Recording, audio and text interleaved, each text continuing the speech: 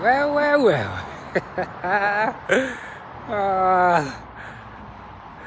Another beautiful. Today must be Tuesday, if I may say correctly. Tuesday is today. Whew.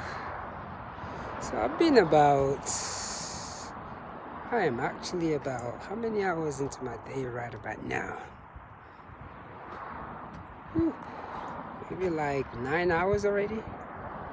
So I got up at about exactly 3 a.m. this morning.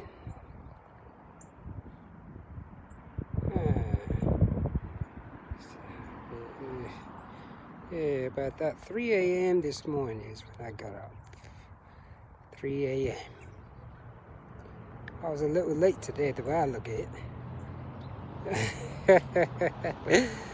Yeah, the way I look at it, I was a little late. Yes, I was a little late this morning. I'm getting up. So 3 a.m., yeah, that's still a little late. Other than that, I made it. I'm very grateful, actually. Very grateful. Another beautiful year, as far as it goes. Another beautiful year. Beautiful year in the making is what I call it. Beautiful year in the making. So a lot has been going on in my head all day today. A lot of thinking and just taking my sweet time too on my feet. Like I always say, never be afraid of life. Because life will test you and you cannot be afraid of it. Yeah, that's the one thing right there. Life will test you, but you can't be afraid of it, because I think that's part of our growth, should I say. What life throws at you.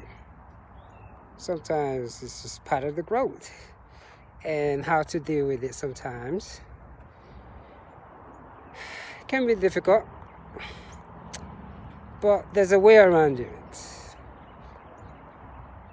I'm actually tagging a lot of people as I speak right now. Quite a few, shall I say. As I speak right now. So I'm almost done with today's job, I call it. And just embracing this moment of mine and sharing how I don't see running as an exercise anymore. It is a form of meditation. And once it's properly understood, you'll be really amazed how your body can actually move and how you position yourself, how you lift up your feet. Everything started to just become just as in nature. I like the Taoists. How you doing, sir? The whole idea with Taoism and how they embrace nature, gravity, how it pulls us. Because a lot of time when we're running, look at that beautiful tree. A lot of time when we're actually running, we are fighting against gravity. And when you fight against gravity, your body hates. You get tired very quickly. But when you learn how to lean against gravity and let it just grab you, because everything is a pull. So this whole thing about running and meditation has become like a science to me, because I'm like, wow, and the reason why I can say it's actually a pull, because when you've done it for so very long, you don't want to get tired anymore, and the only way to not get tired is tap into that resources that you have, which is underneath your feet, your knees, your lower back, because it's such a powerful chunks in it, because the energy in your body, and when it's carried properly at the right weight, you could go for longer without even realizing it. And that way, what you're doing, you're actually not using any muscles. You're just letting gravity just pull you. And you can just go on and on. So like right now, because I'm healing my body right now, I'm actually 6 miles behind what I would have run before. So before I was 10 miles behind. So now it's about that 6 or 4. So that means my body is getting realigned back to position. And I think because of, let me read this. See, this is the thing why I like slowing down. Let me read this. I got to see this. So, my son forgot his...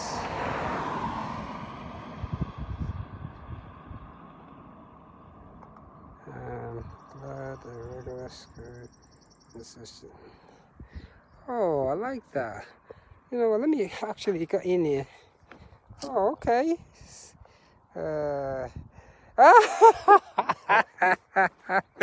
Thank you, I'm trying. But you know what though? I always say this. I give this, let me show you these trees. I give this talent that I've participated in over the years to a woman. Because when I saw my son being born, that's when I realized my body is limited. I can do anything with it. Because seeing my ex-wife push out my son, it really made me look at women differently. How a woman can push out a whole human being. And that's what really got me to think, okay, I can run 100 miles. And my first 100 miles, I ran 120 miles. I got lost many times. I think I was on my people like 30 hours or so. I was a biscuit. I keep on getting lost. And I thought, but the thing is, each time, all I could just think of was my son's mother going into that labor. And I was just thinking that, wow, if she can do this, if she can push out a baby, 100 miles is nothing.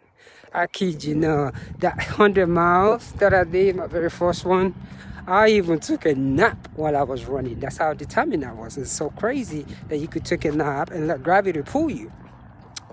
And that's what I've done over the years. And that's why you're saying your son, you're talking about your son. I really just embrace that, because I try to be an inspiration. That's actually my goal. And that also comes from my experience when I lived in the shelter. I looked at all these men's eye who were living in the shelter at the moment and realized that this is somebody else's son. And so that just changed my own thinking. So you're going to see your son. How you doing, sir? You're going to see your son. It's an amazing thing. And like I said, this right here, I call it the feminine energy. If a woman can push out a baby, I can run as much as I wanted. And I think a lot of people will have different motivation, what moves you, but for me, it was the birth of a child that made me realize if a woman can do this, I can be on my feet for hours without feeling anything and just let gravity pull me. And thanks for sharing that. Yeah, go and pick up your son. And I really like that, because over the years these days, it's really funny how lately when you truly look at my hair, I just let it go wild. I let everything go wild. I'm not shaving. I just let my hair grow wild. This is just the stage of my life right now where I am just letting everything just loose. And what is so funny is I've had more black people talk bad about it than anything else. I've been called homeless. I've been called I'm suffering. But it's really funny how I look at it, because I just think it's part of the unconscious bias that we deal with in our society. And I think that unconscious bias is not limited to race, which we're trying to put upon. I think is mainly a mindset, a delusional mindset, period. Another story of mine this morning, because over the years I have read different books, and that's how I implement my spiritual part into this running. Study Buddhism, Hinduism. So I went into Publix this morning, because this day when I go for my run, I'll stop, get something to eat, and keep moving. So it's like a book that I'm writing in my head. So I bowed down to the Chinese lady on her name tag. She said, Sue. When I bowed down to her, the first thing she said, she was shocked, like she saw a ghost. How do you know that? So I told her, never judge a book by its color. Because I've met a lot of Indians, also a lot of Hindus, and when I started talking about the scriptures and talking about different monks and talking about Southeast Asia and all that, so the looks in their face, because we're very good at boxing people into a box, because when you put people into a box, you can say whatever you want to say. Let me read this one again, because I like reading these things. What does this one say? Beautiful that you shall inspire you. Oh, thank you. Yes, it really did. And for a while too, being the fact there was a 2-year-old at the time too, he actually trained me, because I used to go in the park and run with him. And when you look at a little baby, the way they run, and actually the way they make their movements, they are very, very close to gravity. And it's really funny that I imitate that little boy throughout the 100 miles. And I cannot forget it in my head that, wow, if a woman can push out a baby. And when I say this, women get upset more. And I'm just looking like, what the biscuit? But it is so funny, because that feminine energy and the masculine energy, they all has to be balanced. And the thing that a woman has to go through to push out a baby, when you truly, truly, truly sit there and watch the whole thing transpire, it'll change the way you think. Amazing. I saw that biscuit. I knew I could run 100 miles. And when I ran the 100 miles, that was the day, how do I say this? Let me put myself. That was the day I find that thing called God, higher self. I was mad that I didn't do it early enough, but that day something changed in me. My life take a toll for its best. What makes me happy now is totally different from what used to make me happy before. And I'm going to put it on blast. It was actually my sister in England telling me this. I hope she's listening. That way she could go back and tell her friends that, yeah, somebody said I look I'm suffering. I said, no, I'm just letting my hair go wild. And I've heard people say that. I even had a lady commented on my thing a couple of days ago. I look like a homeless person. And I'm just saying that, wow, that's so unique, because I just wanted to look unique, like the way I am. This is me. This is me without a makeup. Let me look at it again. This is me without a makeup. This is me without a makeup. Embracing me. So all your little comments, I really appreciate it when you say bad things like that. It's okay, because this is me. So yes, today. And that's what I'm saying about non-judgmental. How we look at one another. It's really funny how over the years I've read different scriptures, and I always question how they have one thing in common, and that is to want to prove that their way is the way. Now that really just made me question all these ideologies, all this great school of thought. How you doing, sir? It really made me question it. Because when you are somebody who's never dabbled about different theologies, those things can look like normal and you believed it. But when you've seen different schools of thought and they've all repeated the same thing, it just makes you really question that there is a higher self, there is a God, there is a love, there is an energy. And who that person is, how we call it, how we dance to it, it is up to the individual. Because at the end of the day, all one is looking for is that peace and happiness, that peace, that feeling of joy. So that's why when I come out here every day, at first I was hiding it for a lot. It took me a long time before I started doing this life. I was really hiding it. And when I started to see my apps talk about 40,000 miles, I was like, oh, biscuit. 40,000 miles and running, okay.